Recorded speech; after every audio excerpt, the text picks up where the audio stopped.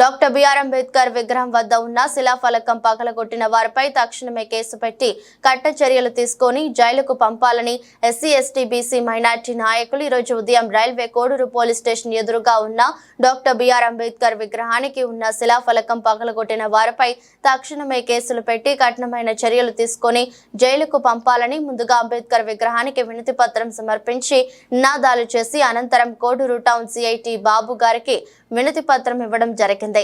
ఈ సందర్భంగా మాట్లాడుతూ బాబాసాహెబ్ డాక్టర్ బిఆర్ అంబేద్కర్ విగ్రహానికి ఉన్న శిలాఫలకం పగలపోవడంతో భారతదేశంలో ఉన్న 140 కోట్ల జనాభా మనోభావాలను దెబ్బతీశారని పగలకొట్టిన దుండగులను గుర్తించి తక్షణమే వారిపై కఠిన చర్యలు తీసుకొని కేసును పెట్టి జైలుకు పంపాలని డిమాండ్ చేశారు। నా పేరు సుమల్ సురేష్, బాల మహానాడు స్టేట్ సెక్రటరీని। ఈరోజు రైల్వే కోడూరులో జరిగిన ఈ యొక్క సంఘటన మాకు ఎంతో మనసుకు బాధాకరంగా ఉంది। అంబేద్కర్ స్టాచ్యూ దగ్గరకు వచ్చి మార్నింగ్ మేము చూడగా అంబేద్కర్ స్టాచ్యూకి సంబంధించిన ఆ యొక్క శిలాఫలకాన్ని గుర్తులు తెగిన వ్యక్తులు ఎవరో పగలగొట్టడం జరిగింది। ఎవరైనా సరే అలాంటి పనులు చేసిన వాళ్ళని కఠినంగా శిక్షించాలి। ఎందుకంటే ప్రపంచం మేధావి డాక్టర్ బిఆర్ అంబేద్కర్ గారు బలుగు బడే వర్గాలకు ఎంతో కృషి చేసి వాళ్ళ జీవితాల్లో వెలుగులు నింపిన వ్యక్తి। అదేవిధంగా అగ్రకులాల్లో కూడా ఎంతో మంది వెనకబడిన కాస్టులు తరగతులు ఉన్నాయని చెప్పి వాళ్ళు కూడా ముందుకు తేవాలని చెప్పి రాజ్యాంగంలో పొందుపరిచిన గొప్ప వ్యక్తి, గొప్ప మేధావి, ఏమే రాజ్యాంగ సృష్టికర్త।